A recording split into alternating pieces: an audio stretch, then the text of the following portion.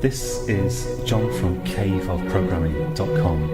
In this tutorial we're going to refactor this basic SDL program a bit, and we're going to introduce a screen object that's going to encapsulate some of this code.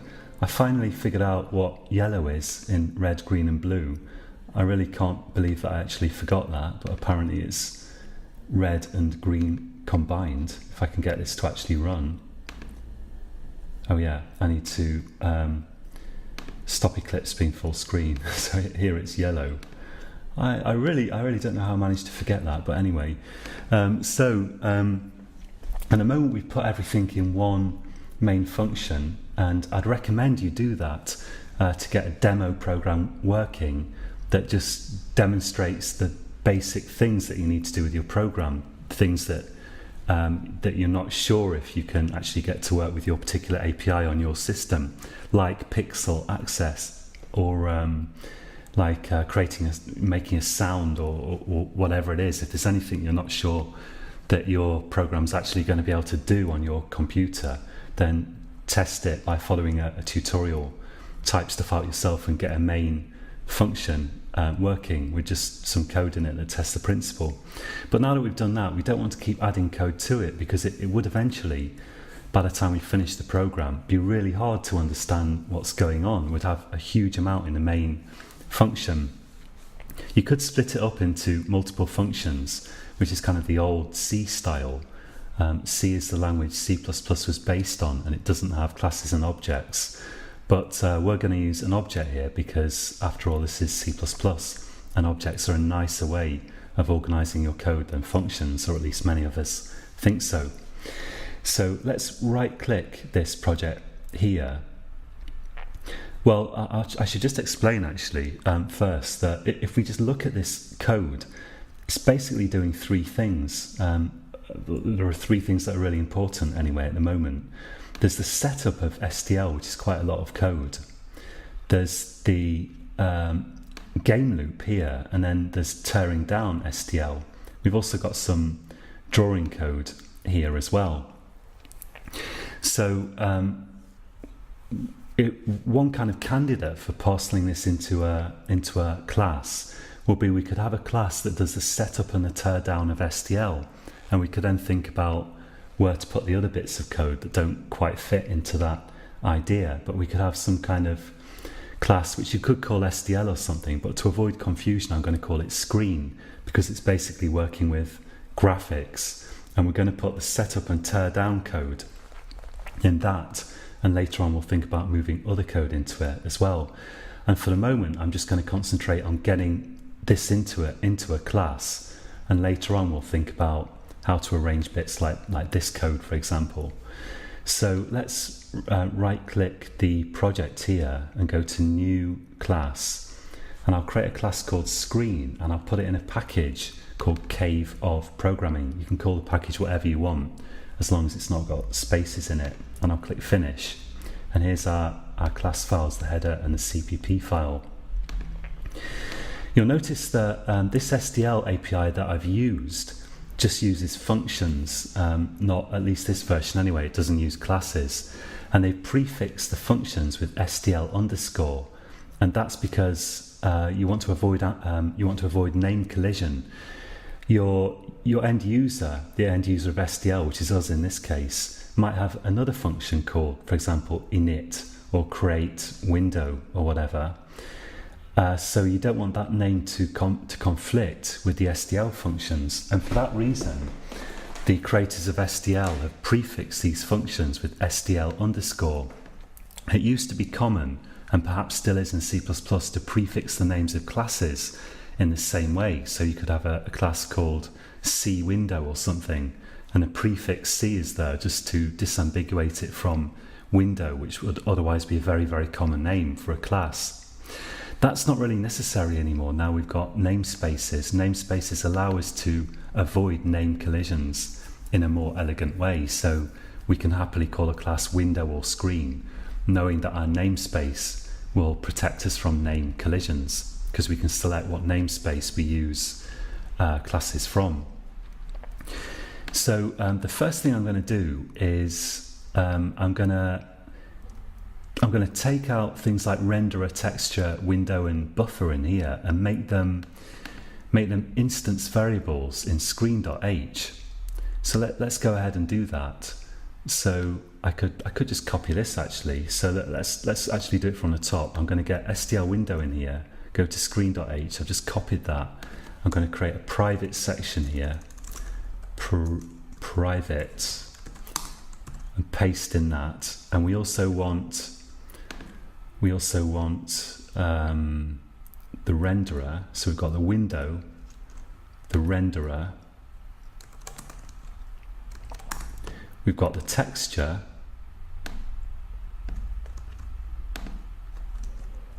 and we've also got this buffer down here, which I'm also going to put into screen because it's pretty closely related to the other stuff that's being done here.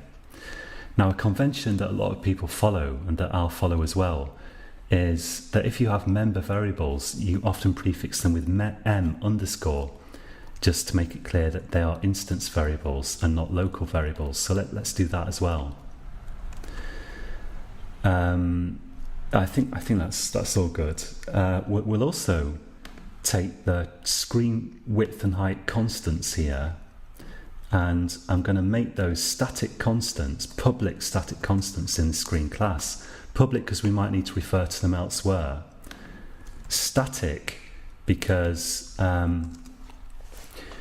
only want one of them for the whole screen class. We don't need different values for each different screen object.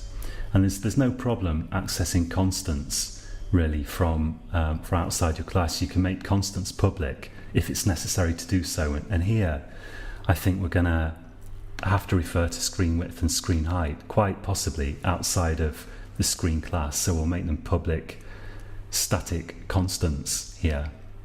Let's give screen some methods. So I'm going to give it a constructor. I'm going to give it a method called init, which is going to return bool. It's going to return true or false.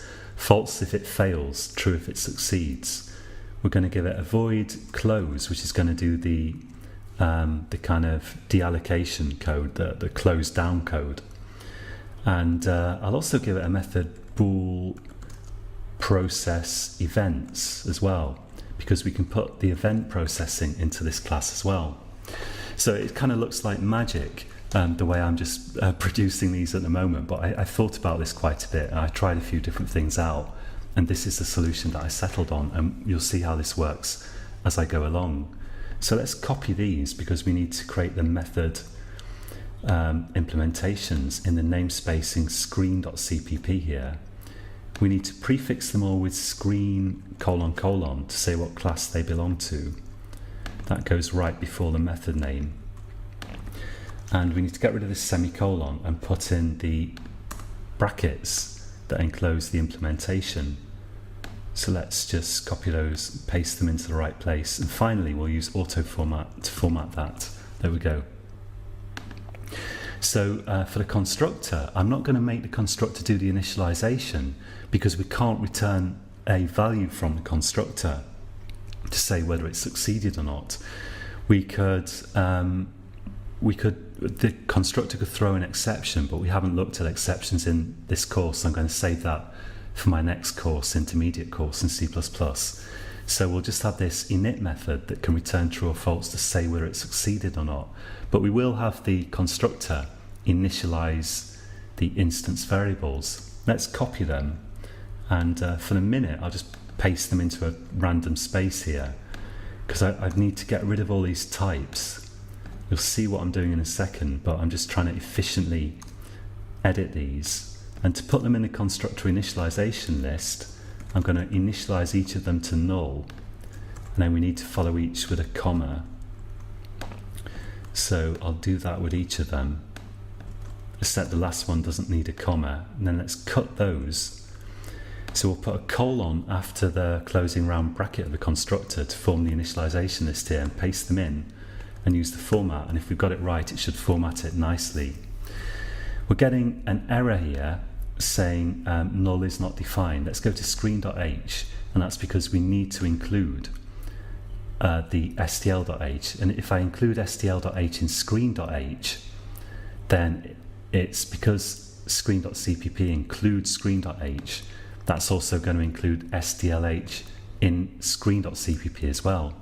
So let's include up here, let's include in screen.h, we'll include stl.h. Then hopefully, yeah, some of those errors will go away. So for init, let's put in return true, and we're going to put the initialization code in a minute. For process events, I'll just put return false, just so that it will compile for the moment, and close doesn't need to include anything there.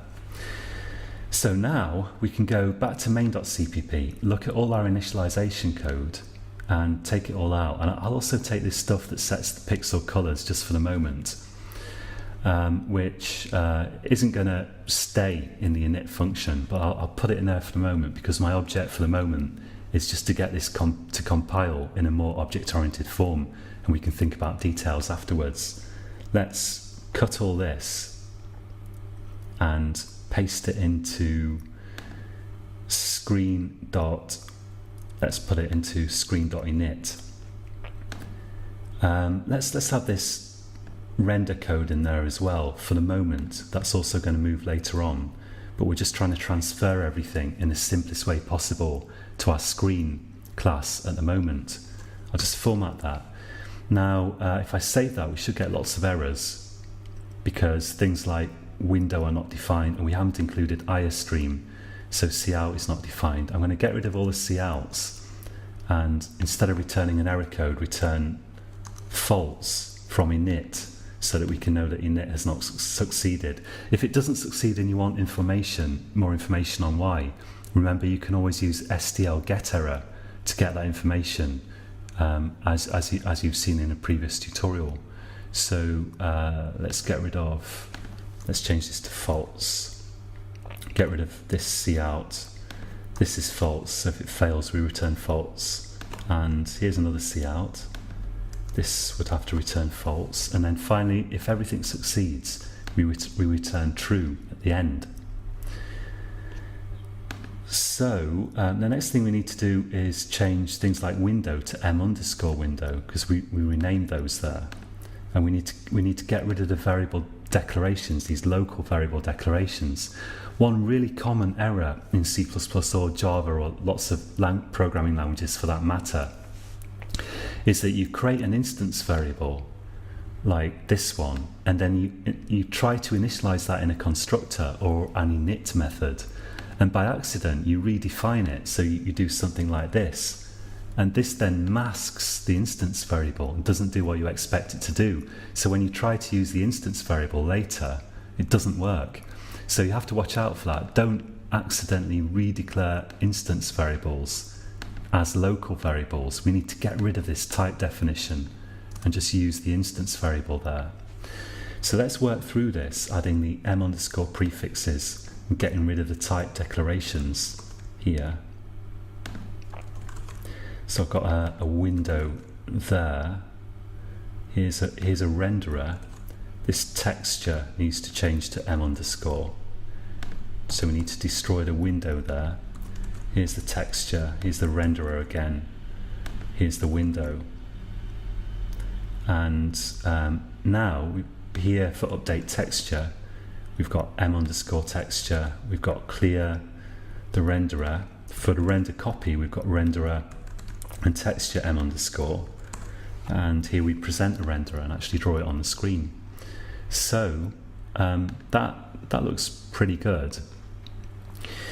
That might compile in itself, but we've got an error in main.cpp, so we've got to do something about this tear down code now, this deinitialization code. I think there's a word that I'm searching for to describe, closing everything down, but for some reason it's not coming to my mind. But anyway, we need to cut this stuff here and put it into our screen.close method, and we need to change these so they all also have their m_prefixes and they refer to our instance variables. And I'll just do a format on that and save that. Now I think this would actually compile. Let's put a screen object in here. Let's say screen, and let's say if screen.init equals false, or we could say if not screen init, cout error initializing STL. That's not a pretty message for the user, but as long as it's only something we're developing on our own machines, then it's fine. At least it tells us what's happening. We need to include the screen.h at the top of main.cpp so we can use the screen class. Remember, you need double quotes, not angle brackets, because it's a local include. It's not in a standard directory. Save that. Hopefully these errors will go away very shortly. And down here, after the game loop, we need screen.close. Now let's save everything and see if it works. I'll go to build project.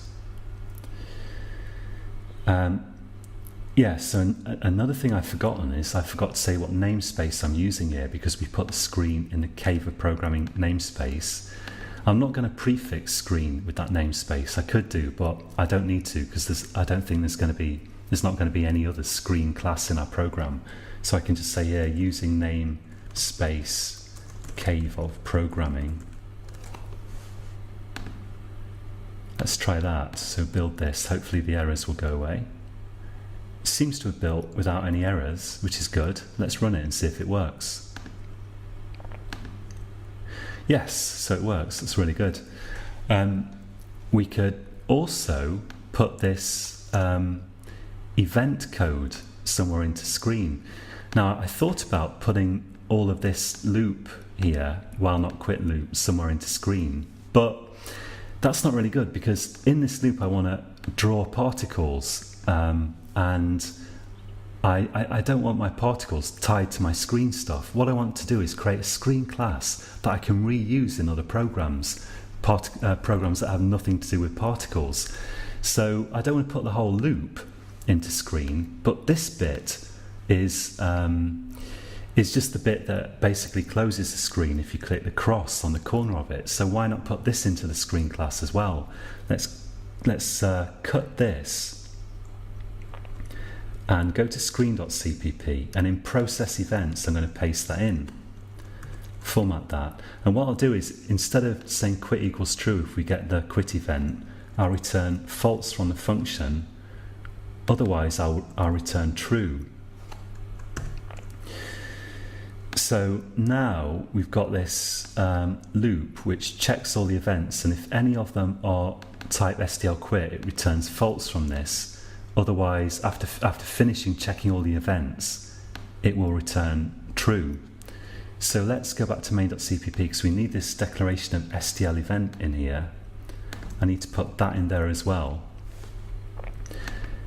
So now all we have to do is, every time we go around our loop, we call screen.processEvents, and we say that if this is if not screen process events, or if screen process events is equal to false, it doesn't matter. That means that the quit event was received, and that means that we can quit the loop. So we can just say break now, which will break this outer loop. In other words, it will stop it running. And now we don't even need this quit thing, really. We can just say while true, have an infinite loop, and we'll use break to get out of the loop if process events tells us that the STL quit event has been received. I'm going through this quite quickly, but I'll make the code available for you to check on caveofprogramming.com or wherever you're watching this tutorial, except on YouTube, where I can't attach files to YouTube, but everywhere else I'll ultimately attach the code to the lecture where possible. Let's run this now and see that it works, and it does work. So after this, we're going to need to start thinking about